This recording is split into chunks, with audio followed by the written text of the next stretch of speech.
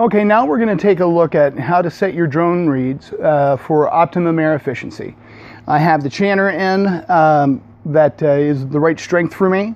So what I'm going to do, I put in some new drone reeds, haven't really messed with them hardly at all, as if they were right out of the box. And I'm going to set them up so that they take the proper amount of air. Now, conceptually what we're doing here is I'm going to blow up my bagpipe. I'm going to shut off my bass and my middle tenor, just leave my end tenor go, and I'm going to intentionally increase the pressure of the bag until I can get that drone reed to shut off. Here's the key. You don't want it to be so close to the normal playing pressure for that reed that it would accidentally shut off should you have some, I don't know, nervous tick or something that makes the pressure all of a sudden spike just a little bit. But so where you could shut it off if you intentionally spike the bag abnormally to make the reed shut off. Not that you would generally ever want to do that, but that's a good rule of thumb to use. So we'll get started.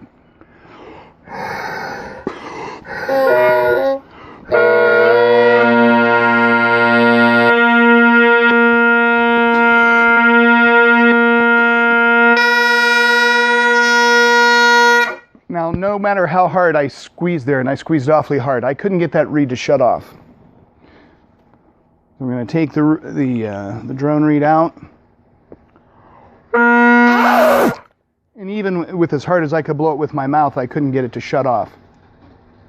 So I moved the bridle down just a little bit, maybe 1/16 of an inch. And this is a brand new set of canning drone reeds.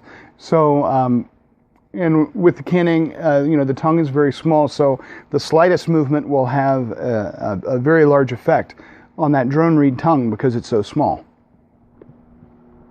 So let's put it back in here and see what happens.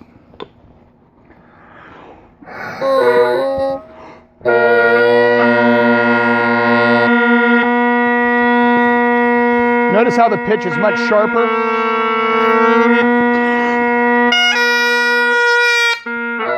Now I got it to shut off, but it was a little too easy to shut off. I went a little too far with it. I didn't increase the pressure hardly at all before it shut off. So let's see here. So now I have a good idea of how much air that's taking to shut off now. So I'm moving it back just a touch, not much. And it's taking a little bit more air to shut off than it did before. Just a little. That'll probably be about right.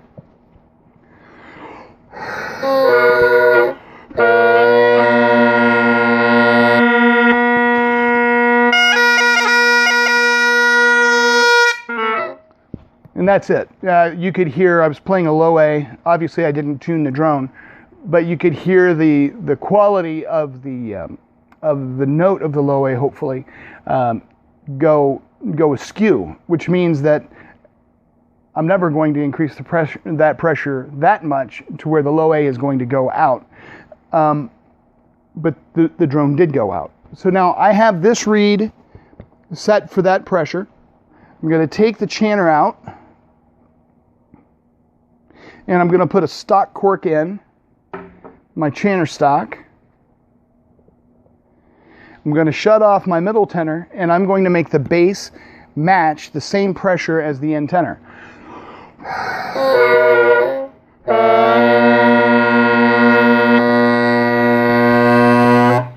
And they shut off at the same time, so that one's set. And we'll do the same thing with the middle tenor.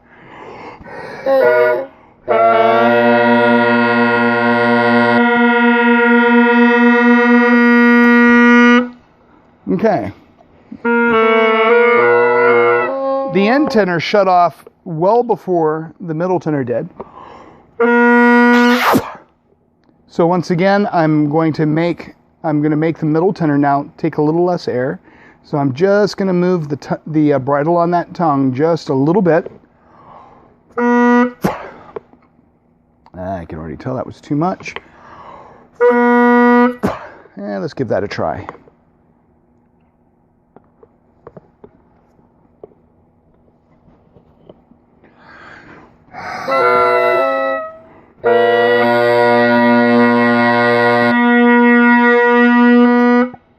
The middle tenor shut off a little before the end tenor did. So I'm going to open it up just a touch more.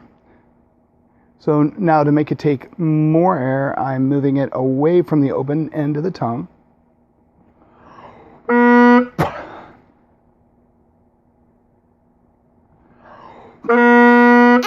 let's see what that does.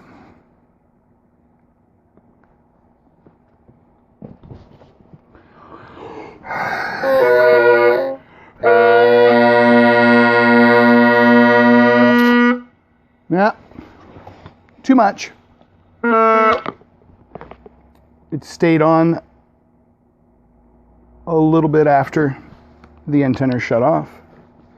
So I closed it down just a touch more.